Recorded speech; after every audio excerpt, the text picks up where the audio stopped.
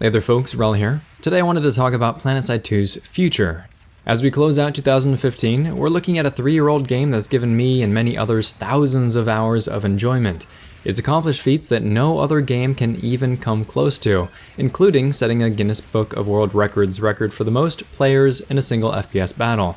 We have a great community, new players are still coming in, veterans are getting increasingly salty, but I think they're starting to realize that the Daybreak team has done a lot recently to help define the core of the game, and they're moving in the right direction.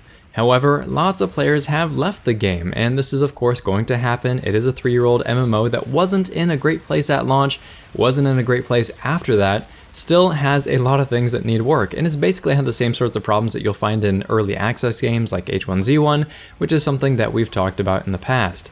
But the game has also changed significantly over the past 3 years, to the point where the things that may have caused you to quit in the first place may not be as big an issue anymore, but to be fair, a lot of it is still there. Even so, I'm of the opinion that PlanetSide 2 needs to be relaunched. A relaunch is basically a marketing and advertising effort. You do some rebranding, or maybe you just work a different angle, and you show off all the new and fancy stuff that makes this new PlanetSide 2 completely different from the old PlanetSide 2. And that can pull in a lot of new players and pull back in the veterans who have already left. Unfortunately, the game isn't ready for that yet. Outside of bug fixes and performance optimizations, which is a never-ending struggle, I feel like there are 5 main areas the game needs to look into, and in some cases revisit, before it's really to the point where you'll get players to stick around after you advertise the game to them. In other words, these areas need to be addressed to get the game to where it needs to be in order to be relaunched. Now I'm going to try to go into as little depth as I can about these because you could do entire videos on each topic, but it's really important to outline the problems at the very least. The first area is the new player experience. It feels like I'm beating a dead horse when it comes to this stuff, but the new player experience still sucks. Just not as much as it used to. If I'm a new player, here's how I don't want to feel. I don't want to feel like I have no idea what's going on unless it's fun at the same time. I don't want to feel like I'm at a power disadvantage. I don't want to feel helpless against any type of enemy, and I want to have a memorable experience that I can tell my friends about. For some of this, recent additions to the game have given players the sort of direction they need, but only in certain contexts. If I'm a new player and I log in for the first time, Directive tells me right off the bat, oh hey, I should go use a console. I use a console, sweet, look at all the stuff I can do. It tells me to open up the map, tells me how to find a fight, gives me some tangible objectives to work toward on the continent of Koltir, where, ideally, vehicle spam is limited and I'm not getting farmed non-stop by rocket pods. On the PC version of the game though, you do get the occasional toolbox that'll farm Koltir, but eventually, hopefully, they get kicked so that the damage there is at least limited. Regarding power disadvantages, if I'm a new player and I die to a certain weapon enough times, I'm going to start thinking that the weapon is kind of overpowered. If you've been playing this game for a long time, you know that that's not the case, but new players tend to blame other things on their problems instead of on their own lack of skill or knowledge. What kind of emphasizes the problem though, is that a lot of times you actually are at a disadvantage. Weapons are side grades for the most part, but ability upgrades, suit upgrades, tool upgrades, attachments, utility slot items, and implants are, in most cases, a straight up bonus to the strength of your character. New players may not notice this right out the gate, especially not on Koltir where most people are just as clueless as they are, but there really isn't any need for this power disparity. You're not going to break the bank if you give heavies a lock-on launcher so that they could fight back against air. You're not going to go bankrupt if all new players get enhanced targeting implant for free. You're not going to ruin a new player's experience by giving them max rank nanoweave armor or advanced shield capacitor or letting medical applicators revive people without having to stand over their corpses. A lot of problems come from trying to force a player to invest in progression right off the bat instead of making them competitive from day one. And this conversation sort of leads into the second area, which is progression. Now, progression means many things to many different people.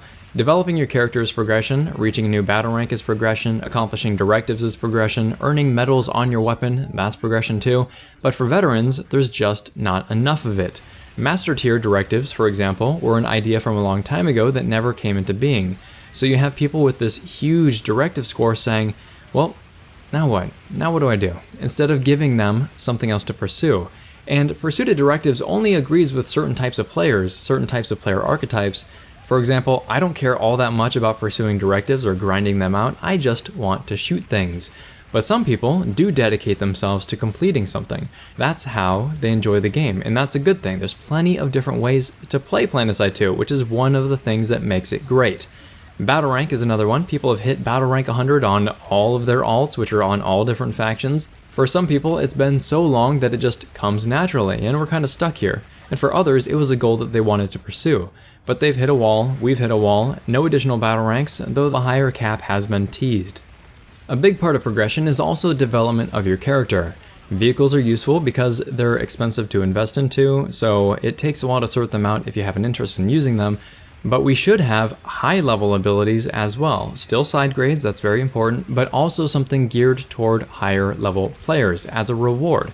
I'm partial to seeing a prestige system in this respect, because being able to reset my character to BR1 and unlock a new line of abilities and items and whatever, that's the way that you kill two birds with one stone. It appeals to more players.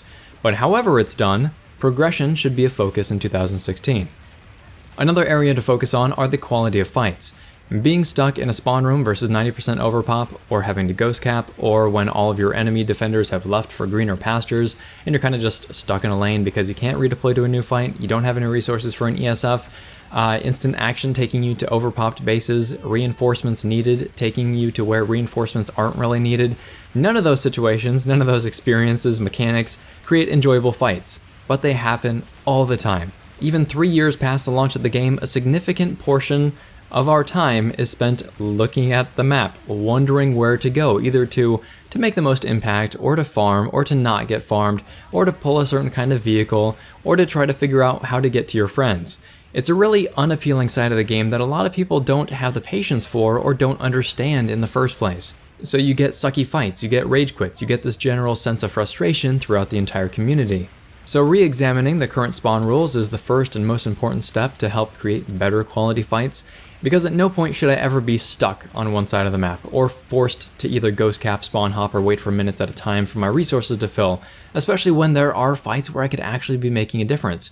That's not compelling gameplay, and many people would rather log off.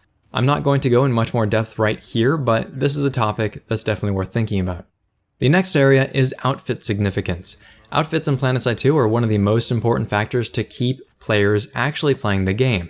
If you're a veteran player, been around for a while, how many of you would have quit long ago if it weren't for your outfit? The answer is a whole lot. A whole lot of you would have quit already. From a new player perspective, it's the same thing. New players get to learn the game, they get to make friends, get more coordinated, and actually experience the game with much less frustrations than a new solo player would. At the same time though, outfits aren't integrated into the game's core mechanics. They're kind of just a place to hang out with your buddies, but they could be so much more. Right now you can take over bases as an outfit. It's not a perfect system, but it is there. What if your outfit could upgrade the turrets on that base? What if your outfit could spawn into that base from anywhere on the map, provided it wasn't contested territory? Or what if you got a notification whenever your base was under attack so that you could actually defend it and secure your foothold? Actually, right now, there's not even a way to look at which bases you have control over unless you go into the map and then you scroll around and see which ones have your flag over them. You should at the very least have the map light up and tell you which bases, oh, this is my territory, oh, this is my territory. I should be able to see that in some way. But the point is though, outfits should have more emphasis. They should have more significance in general. They should be tied to the core game mechanics so that not only are they a good place to hang out, meet new people, build lasting relationships, but also have some legitimate perks for being a part of an outfit and goals for that outfit to also achieve. The last topic is simply content. And by content, I'm talking about additions to the game that noticeably impact your moment-to-moment play. So that's new vehicles, new items, new weapons, new abilities, new alert types, bases. All those sorts of things help keep the game fresh. Warframe, which is one of the grindiest games that I've ever played outside of Korean MMORPGs, has a constant stream of new content. Big stuff, big patches, not just small changes. PlanetSide 2, especially for a persistent world that's 3 years old, is sorely lacking in this respect. You're looking at veterans who have been using the same weapons, the same loadouts, doing the same things for 3 years now. 3 years. It's very important to shake up the experience for players from time to time, or else you lose out on things to learn and things to explore, even ways to develop yourself as a player in some respects. You don't want to shake things up constantly to the point where it's just being disruptive, but you certainly want to do more than what's being done now. MMO games live and die on the content that they can or can't provide. If you have a strong competitive scene, it's a little bit different in experience, but PlanetSide 2 doesn't have one of those. It's not a competitive experience on live, and it even relies on its community base, particularly the server smash guys, to breathe some life into the game from time to time. And lastly, Lastly, for real this time, it's a bonus area, so I'm allowed to do it, is to revisit everything that was left behind. So missions, cool concept, not complete. VP system, cool concept, not complete. We'll most likely need more work after VP gens go online as well.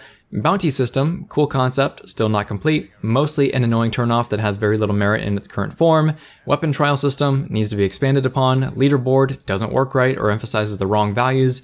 Instant action doesn't work right. Reinforcements needed doesn't work right. So provided we can really dig into some of these issues, make some pretty drastic changes to the game, and get on a proper content production schedule, the kind that people will actually care about, I'd like to see PlanetSide 2 be relaunched in 2016. Lots of progress has been made since Daybreak, let's keep that in mind, but there is still a ways to go yet. The game can be the kind of experience that keeps players enthralled for many years to come, and we can return to higher population numbers. I have faith in that. But the approach needs to make sense. It needs to address the right pain points.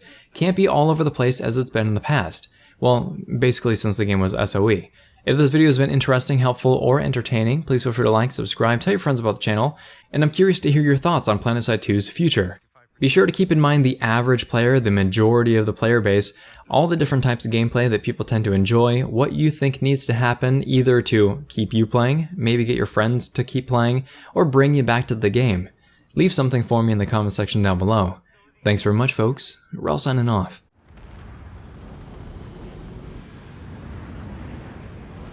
Got it. 36 seconds, guys. Yeah, Let's get that 35 hit seconds, point. guys. Come on. Group up and move in.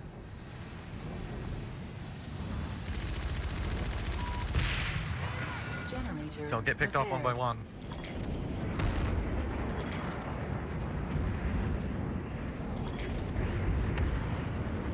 We got it.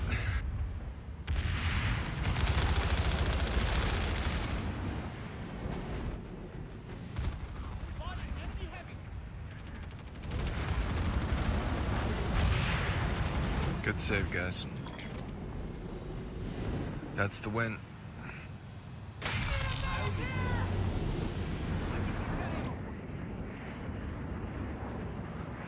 Yeah, not a bad fight. Glad we came over here.